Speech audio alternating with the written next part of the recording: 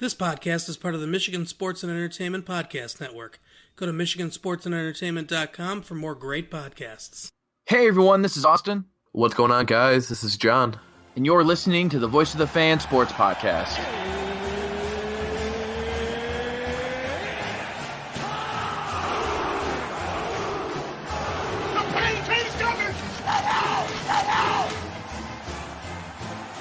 All right, John, the big crusade is already over as quick as that began with Mark D'Antonio retiring. But before we get into all that, how you been, buddy? Good, man. Crazy week of Michigan State football drama. We'll start at the beginning of the whole saga, so just get into it. But I've been good, just still grinding out at the new job, man. So what about yourself? Get inching closer to that wedding, dude. I am pretty close to it now. It's 10 days away. I'm almost in the single digits. So Austin's going to record an episode while his wedding's going on, so get ready for that. Just kidding. Right. That'd be something. But it would be something. I don't know if you'd live after that. Probably not. But hey, it's all right. Sometimes you got to do what you got to do. Mel Tucker is how I'll start the show off, I guess. Obviously, the new Michigan State head football coach.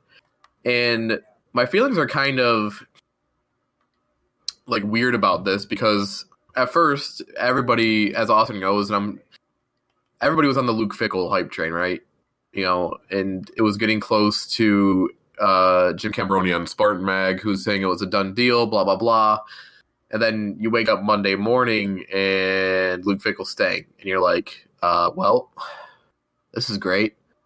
Because Mel Tucker has already turned down the job as well as Matt Campbell, I believe his name is, at Iowa State. So you're like, well, who do you have left? And then you start hearing names like Jim McElwain, which, ugh.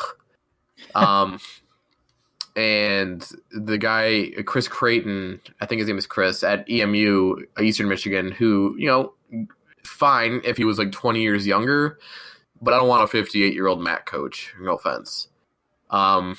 Or Mike Tressel, which I was, in my opinion, I meant to tweet from our account, but I tweeted from my own personal account, but I thought that was the move if he couldn't get somebody, because why? I don't want to give somebody a shot just to give him a shot.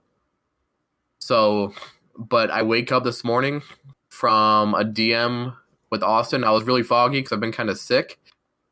And Mel Tucker's the coach, which completely out of left field after he tweeted out a couple days ago that he's here to stay at Colorado. But I guess when Michigan State throws $5.5 million at you, you're gonna come crawling here.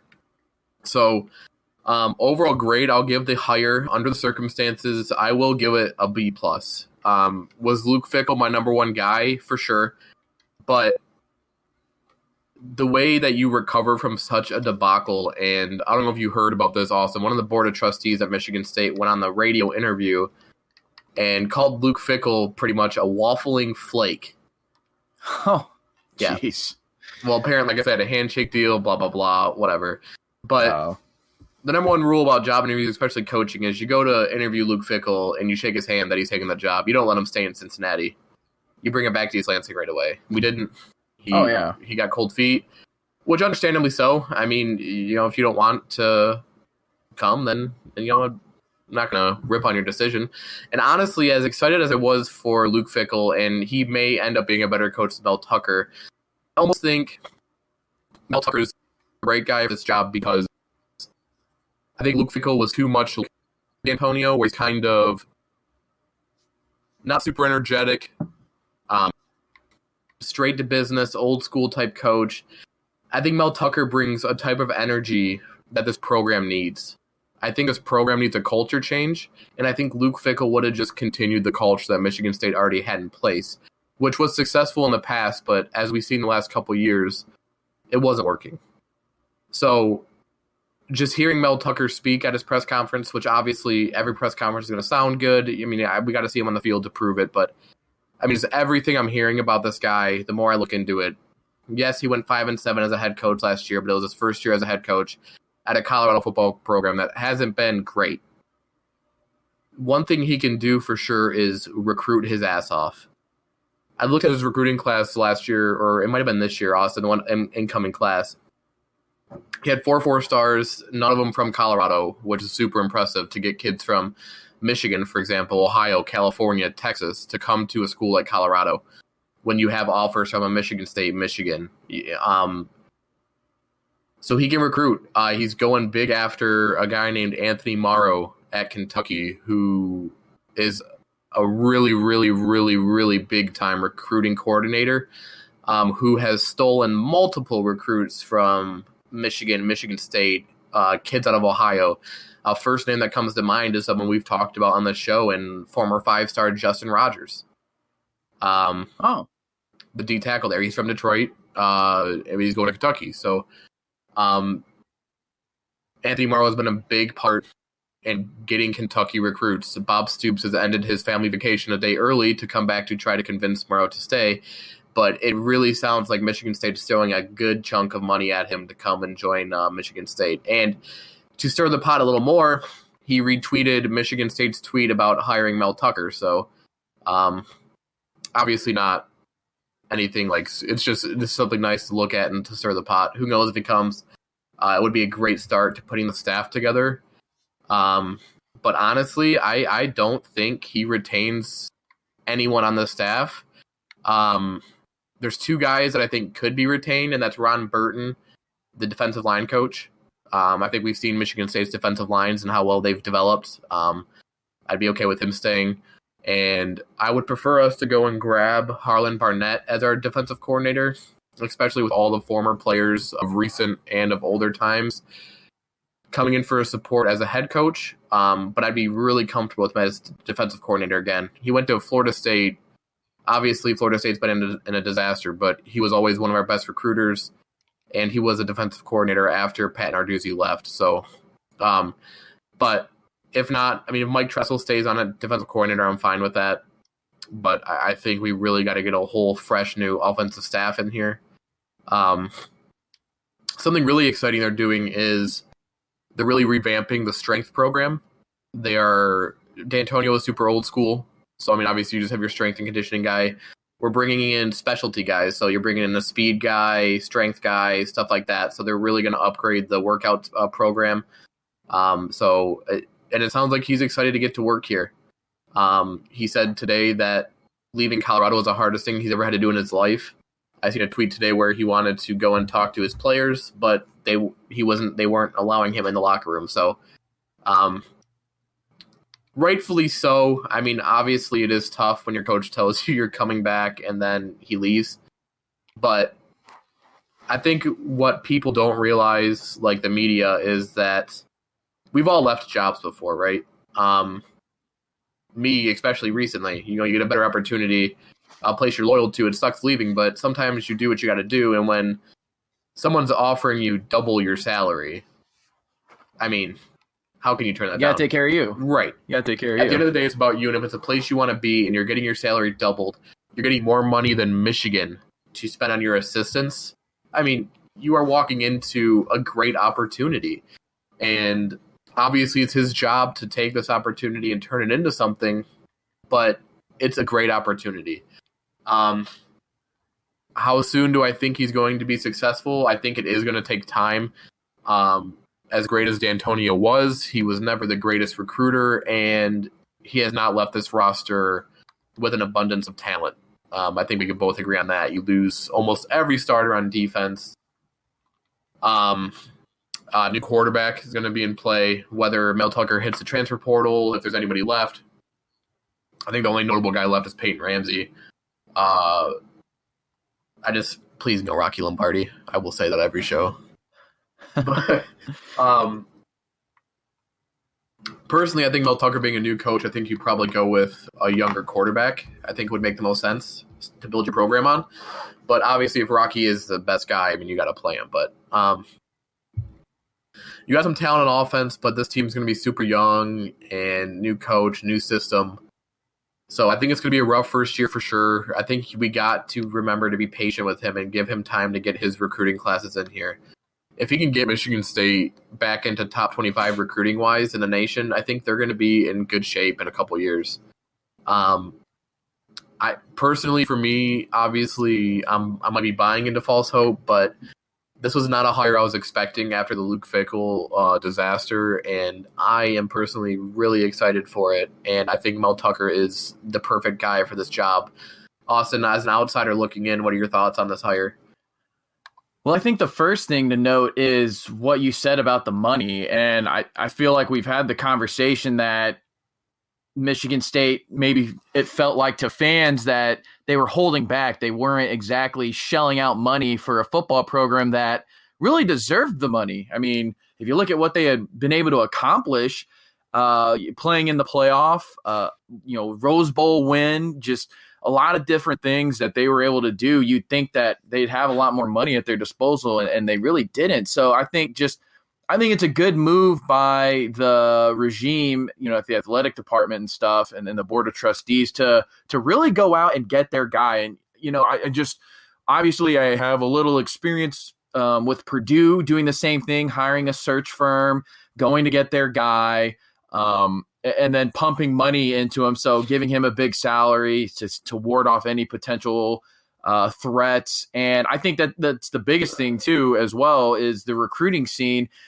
He had the 35th overall class at Colorado. Yeah. And you transition into a place like Michigan State with culture and with history and tradition and playing against the big boys in the Big Ten.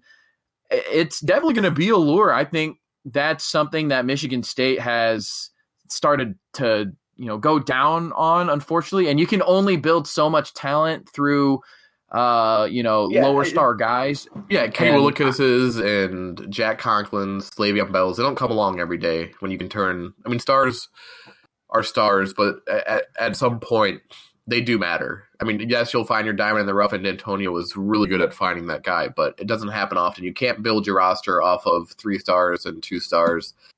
You gotta be able to get the guys, the higher end 3 stars, 4-star guys, and he recruited at Georgia really well. Obviously, not the hardest job to get kids to go to Georgia, but like you said, really impressive class at Colorado. He can recruit out of the Detroit area, which is something D'Antonio has lacked in ever since the whole Curtis Blackwell situation. So if we can get back in recruiting Detroit, I mean, I think that's where it starts. And then obviously you want to keep your roots in the Midwest, but I'm not used to Michigan State having an elite recruiter on either side of things, because Izzo gets great recruits, but he doesn't get guys like Duke or Kentucky. So it's going to be exciting to see what an elite recruiter can do for a school like Michigan State, who luckily has only been on the downside for a couple years now. And there's still memories of Michigan State going to the college football playoff, beating Ohio State in a Big Ten title, beating Iowa in a Big Ten title, winning a Rose Bowl. So the history is there and the culture's in place, like Austin said. And I think Mel's a good guy to continue what D'Antonio has put in place. And he's coached under guys like Nick Saban and Jim Tressel, and he's won 2 national championships as a coordinator. He's coordinated in the NFL. He's been an interim head coach in the NFL. So he's literally been all over the place. Literally could not ask for a better resume outside of his 1-year head coaching stint, which he went 5-7 with at Colorado. But guys, you look at year ones all over the place with coaches. Jim Harbaugh went 4-8 at Stanford. So, I mean, it happens. You're not going to be automatically successful, especially when you had to build a program back up from the ground. So I think it was a really surprisingly good hire, and I'm excited to see how it goes. Obviously going to be anxious to see how he gets the recruiting class going for next year. Excited to see all the hype videos this summer when football really starts going. And it seems like the players have really bought into Mel so far, being 12 hours into the hire, not even. Or actually, I'm sorry, a little more than 12 hours, not even 24.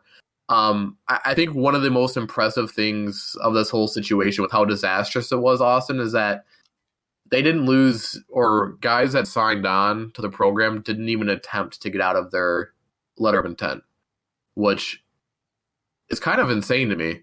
And a guy like Jordan Simmons, who committed, was going to sign, but then D'Antonio retired the day right before signing day. He's been retweeting stuff about Michigan State all day today, so hopefully he also signs on. But to not really lose anyone after a coach retiring out of nowhere is kind of surprising to me. Yeah, I think just almost doing a little bit of a 180 back to what you said earlier of being excited about stuff. I'd be excited to see who he brings in on his staff. Super excited about that. He could clean house, and that's really something that everyone Michigan State has been really begging for is cleaning house on the offensive side of the ball at the very least. So it'll be interesting to see. I think, that's something I'd be excited about, and being able to play with a lot of money in the assistant coach pool. Again, I just look at Purdue. Obviously, we're not exactly a powerhouse, but the money for good assistants has really helped out, and Purdue is bringing in top 30 recruiting classes and developing young talent that we're seeing, the George Karloftis, the Rondell Moores, the David Bells.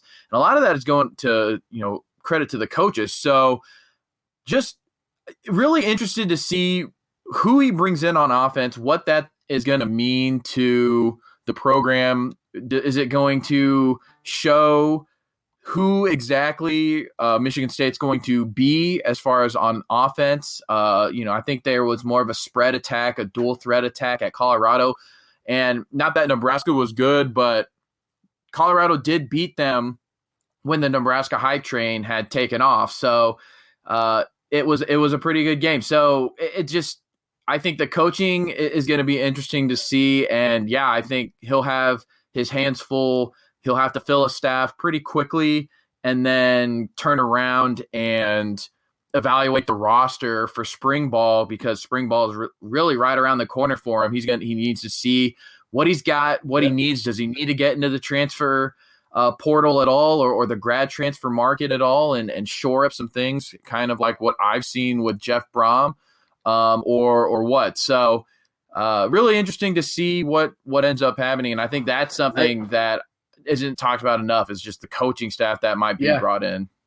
And I think the dream guy on offense for me is someone young, like a Brian Hartline at Ohio State. And obviously, who knows if you can pull him away from there. But being able to call plays, in my opinion, would have to be attractive to him, because let's be real. Ryan Day calls the plays at Ohio State. I think we can agree on that, right? And he is a phenomenal play caller. So, I mean, and Ryan Day is not old either. So, I mean, do we see Ryan Day leaving Ohio State anytime soon? Probably not. No, not with the season they had, yeah. Yeah, and obviously getting a guy like that from Ohio State would be tough, and it's a risk because he is 33. He's super young, but he was one of the best recruiters in college football this year. He's only making $117,000 per year. You have the resources now to make him an offer that would be super hard to turn down. And if you can throw $800K his way, I don't think Ohio State matches that for a wide receiver coach. Do you? I don't, and it's just going to be interesting because Brian Hartline, obviously, he played in the NFL, so I don't know if money is this big thing. Right. I would say opportunity would be my guess if he does want to do something. But yeah, I mean, you definitely have the firepower to go do something about it. That's for sure. He would be my dream hire. Honestly, I don't really know. I haven't really dug into any other candidates yet. I mean, we're super late into this. We're almost at spring ball, so I mean, I don't know who's available, who the options are. So it's going to be an interesting couple of days to kind of see where he goes with this for his coaching staff. And I really hope he cleans house. And it's no disrespect intended for the current staff, but I mean, you guys kind of sucked. And when you suck at your job, you typically get let go. So I think this football program needs a complete reboot, and they started it with Mel Tucker.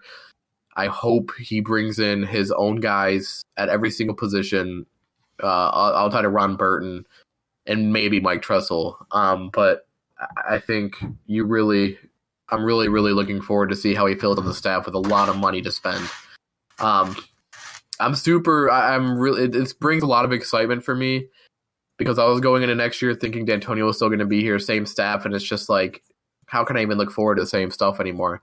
So at least now, if we go 6-6 in year one, I get to look at growth. I get to look at a foundation of a program that is going to come back, and you see some changes on offense, and he wants to play with speed. If you watch Colorado, like Austin said, their spread more like a dual threat offense, super fast, more modern, which is something that Michigan State fans have been begging for. So it's a really exciting hire. Is it a for sure perfect hire? No, it's a bit of a gamble. He's got 1 year of head coaching experience, but I think that's a perfect guy to take a chance on for Michigan State. You're swinging big, and you hope to hit a home run here. And I think we got to give him a few seasons here before we say if he's successful or not. I agree. I definitely agree. And I would just say you could definitely look at a program like Purdue that was in the same spot. Obviously, maybe not quite the same culture as Michigan State, but the same train of thought. And, how do they approach it? What's the recruiting look like? Even though, it might not look pretty to start, but how does it progress? How does everything continue to look? So yeah, I definitely think that's going to be the biggest thing to keep track of as the season wears on and such. Yep. So it's a good after a rough Monday and a weird week of D'Antonio retiring and Michigan State basketball kind of falling off for Michigan State to beat Illinois at Illinois, and then you wake up to Mel Tucker getting hired in the middle of the night. It's almost like Bill Beekman sent him a "Hey, you up?" text, and then they got the deal done. So really impressive job, in my opinion. Really excited about the hire. Not saying I honestly have no idea how good he's going to be here, but I am excited to see where it goes. I really enjoyed his press conference. Seems like a real energetic guy. And I think that's what this program needs. I think that's what these players will respond to, and I'm really, really looking forward to the Mel Tucker era here at Michigan State University. So,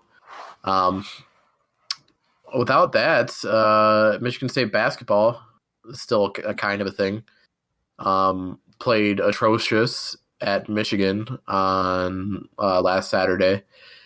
Was really tough to watch at times. Another one of those things where they just start off horrible and just try to dig deep out of a hole, and you can't. And it's just the team looked dead. Energy wasn't there.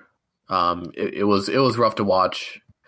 But then, and here you are, season on the line almost against Illinois on the road, because you got Maryland next, and then Illinois, or not Illinois again. You got Maryland next, you got another ranked team, and then you got Penn State. Like, they have a really crazy schedule down the stretch. So to go out, I almost gave up a 20-point lead, but you ended up winning. To win a game like that on the road is super impressive, and the way the players reacted, you could almost kind of see the life being injected back into them. And it was really, really exciting to see Xavier Tillman not miss a layup or a dunk for once in the last few games like he has been. So, unfortunately, I didn't get to watch the second half. Actually, fortunately, because I would have been pulling my hair out. First half was magical. Rocket Watts Austin is coming into his own. This kid is going to be a stud at Michigan State scoring the ball. He can get to the basket. He's super quick. He's got a pure jump shot. He's just got that scorer mentality about him, which can get you into trouble at times. Almost kind of reminds me of, not as good, but the same play style as like a Carson Edwards, who is just a go-getter. Yeah, sure. But in his benefit, he's like 6'3", so although Carson still definitely found a way to get it done. Definitely a Spartan killer. Yes, he did. But he's just got a knack for scoring, and he's a lot of fun to watch when he's going. Cassius is Cassius. He's still obviously going through a lot, and Izzo even said he's been mentally kind of not there. So, but understandably so. And Tillman's apparently been having some personal issues, so it's been a weird year for this team. But if they can click at the right time, there's a perfect tweet I saw during the game last night, and it was, "This team sucks, but they can win a national title?" ? And I think that's a perfect way to describe this team this year. Is that, man, did they give you some head scratching losses? But when they are playing to their capabilities, they are really fun to watch. So it's just about putting that together fully and being consistent with it to really get going again. So Big Ten's wild this year. I mean, the Big Ten winner might have, 6 losses in conference this year, which is insane. So it's going to be fun to watch down the stretch. I can't really get too much into a breakdown. I really just wanted to get on and talk about the Mel Tucker stuff and keep it pretty short for you guys. But Austin, any last thoughts on Mel Tucker or the basketball program? If not, we can let these people go and stop listening to my sick voice and me rambling. No, like I said, just enjoy the process of the new coach. It's going to probably take some time, and you won't bounce back immediately, but certainly just hang on and see where it leads. Michigan State basketball, I will continue to stand by they are who I always think they are, because they always are. Any team on the road this year has been tough, winning wise, but getting the job done against a ranked Illinois team is pretty Michigan State. So I would not worry about it. You guys are probably going to be fine on both fronts. So relax and enjoy the process, and just be able to dig into the coaching changes and the recruits. Enjoy that, because it was fun when Purdue figured it out. Yeah, for sure. Awesome. All righty. Well, like John said, I guess he does sound a little sick still, so we'll let him get some rest. A nice little update just with the big coaching news. But as always, I'm Austin, co-host John Emmons. Thanks for tuning in. Enjoy the process, and we will see you guys next time. Hey, everyone. Thanks for tuning in. If you like what you heard tonight, subscribe to our podcast on iTunes, Voice of the Fan, and also give us a listen on SoundCloud. And if you could, like our page on Facebook @Voice of the Fan, and follow us on Twitter @Voice of the Fan PC. Thanks, everyone.